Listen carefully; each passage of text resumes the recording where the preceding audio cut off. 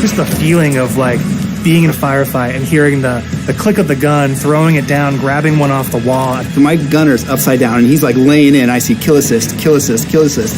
Any pistol across any of the games. Whatever gun allows me to feel the most like John Wick, I am there. And remember how excited I was with like this big combat with vehicles going all over the place.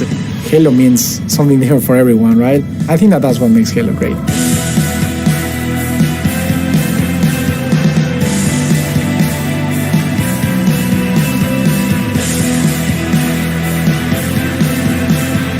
What is Halo multiplayer? And for me, it boils down to this tight arena-style combat and big team battle, this wide-open, vehicle-infused kind of combat. We're taking that awesome legacy or classic Halo combat experience and modernizing it in ways that'll feel fresh to old players and really exciting to new players. We're going to give you great ways to customize your Spartan, really make your super soldier your own, and we're kicking off a journey, an experience that's going to evolve month to month, season to season, year after year.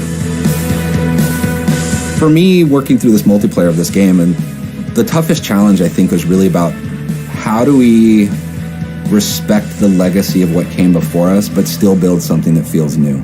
We've tried to bring all these elements of legacy and really inject them into Halo Infinite, not just like in a way where you kind of won't notice it, where you feel like, oh, they really designed this to be a celebration of previous Halo, as well as an iteration of where Halo can go next.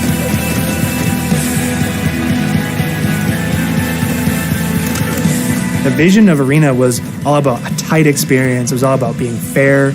It was all about earning everything on the map, earning everything, every kill you get. Going back to like what is the core foundation of what made the great Halo multiplayer arena matches great. Halo, it's really about fair and balanced starts. So everybody's on equal footing when they come off the rip.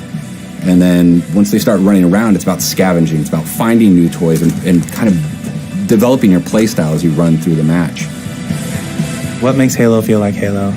I feel like the answer to that question is the sandbox. Like, the sandbox is Halo.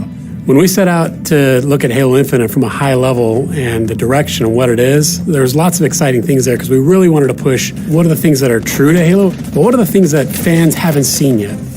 Equipment is back, but equipment is kind of has a bigger voice than ever before. We ask questions to ourselves of if you could go after a power weapon to get a bunch of kills, would you do that, or could you go and get grapple to make sure that you swing yourself to the other side of a map to back cap a stronghold?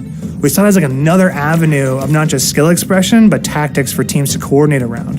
The exciting combinatory nature of this toy plus this toy and how those interact with objectives is super amazing.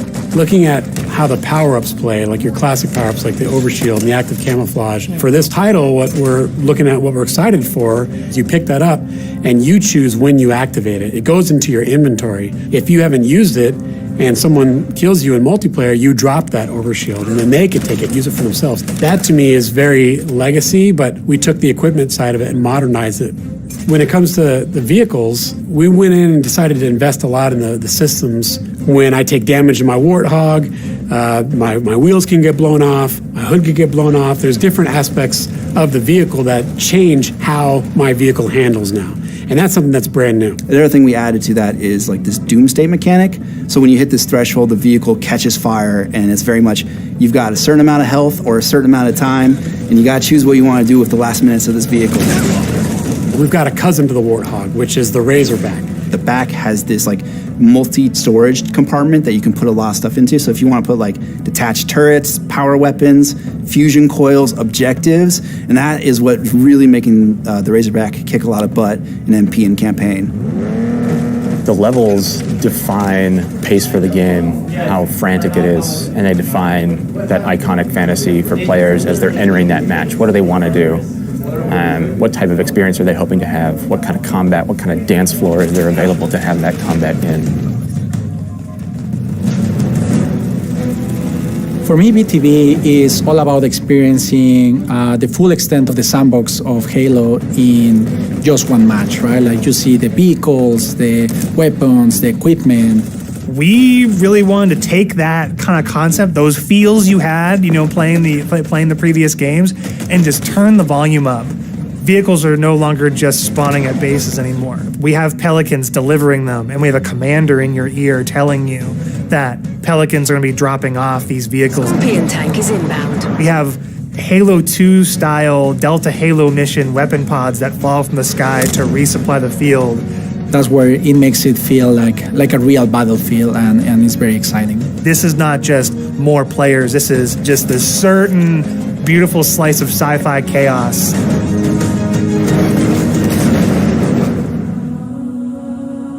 The announcer is your big gameplay moments, your game modes, just like the way it was before. Personal AI is really a reflection and information for the player. Personal AI, designation button. So if a player grabs a flag, your personal AI is going to tell you to, get that thing back to base and give you some moment-to-moment updates. Our team took the enemy flag. What if we can let players choose their own AI, and each one of those are different voices, so that players can find the one that fits their personality and their mood the best?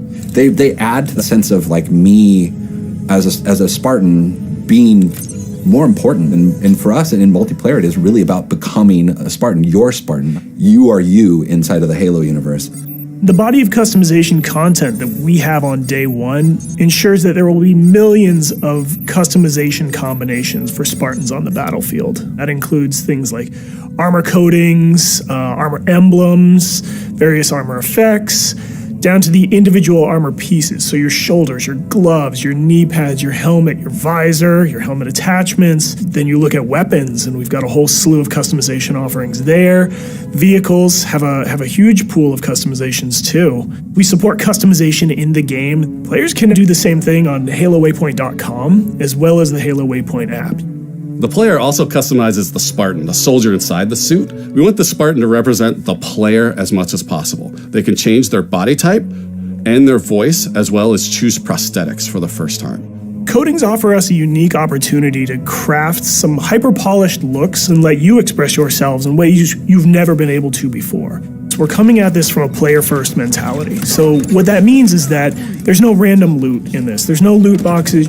It's very important to us that everyone understands exactly how they unlock customization content. And we have a variety of places where they can do that. First off is the Battle Pass. The Halo Battle Pass will never be taken away from you. And what I mean by that is once you buy it, it's yours and does not expire. In future seasons, you can purchase old Battle Passes as well as the current Battle Pass and choose which Battle Pass to put your progression towards. All of these rewards are single source, so you're never going to be confused about where things come from. If you can unlock something in the Battle Pass, we're not going to let any other players circumvent that by purchasing it out of the storefront. A lot of our stuff is unlocked through playing the game and only through playing the game. All customization is just cosmetic. Every season will have its own theme and introduce new components, new looks, new gameplay for players, new opportunities to earn and collect cool rewards. We've seen the Samurai already. That's one of our event armor cores, and that's going to be something that players can earn through gameplay for free. With us going free to play for the multiplayer part of the game, like that was a big goal because, you know, how do we have a way we can always bring players in, right? And they can, when we have a new update, they'll just dip their toes in if they even just want to see it. Not only are we free to play, but we're free to play on PC as well as console. And what that means is we're able to get the biggest audience we've ever had. Everybody gets to play with no barriers. And even better, your progression carries from one platform to the next. Getting our game to be on PC and console at the same time is an amazing chance for us to really just kind of excite new players about the game. And how can we do things like make cross-play interesting, and like even in just customs, being able to just play with your friends. That like some people have PCs and some people have consoles, and like let them talk to each other, let them be friends. Why are you here? To be a Spartan. The Academy is a place that you can go with an MP to kind of onboard into the experience. It's great for newer players who are still picking up the controls, and also people who want to warm up before they head into matchmaking. It's a series of experiences, both a tutorial to get started for the first time, weapon drills to practice with specific items, and also training mode that you can use to just get warm, explore the game as you want to. For players who are new to Halo, let's help them learn what this universe is about. Some of these characters, what are they about? And help them kind of know the vocabulary that people have been speaking for now almost 20 years, so that when they come in there, they don't feel like they're behind everyone else. They can kind of come in on an even footing. I mean, I'm super jazzed about bots. I think they're awesome. Our goal with bots has been to have a variety of difficulties that kind of provide a good training partner for wherever you're at in the experience. Partnering with our players on the road to launch and after launch is absolutely critical, right? I mean, Halo's always been about the community conversation. We want to make sure we hear our players, make changes where we can based on that feedback, make sure the game is ready for launch, and then even beyond launch. What I'm genuinely excited about is taking the game out of our hands and putting it into the community's hands. You know, whether it's seeing what people make in Forge or the content that they're able to create with theater, watching streamers go after the game. To get involved, you go to haloinsider.com, put in your info with your gamer tag, and we should be able to reach out to you if we want to invite you to a Halo Infinite flight. We feel like we've got a pretty good selection at launch and what's going to be there for our fans. And this isn't going to be something that is just a static set of items. We have some new stuff in the works already, and just can't wait to really get into that as soon as this game comes out. New maps, new modes, new ways to customize your Spartan. Launch is just the beginning. Now we're just going to be able to talk, interact more frequently, and that's just going to be great. That is the future of Halo Infinite multiplayer. Thank you to the community for all their feedback over the years so far, and I'm looking forward to the road to launch itself, and beyond.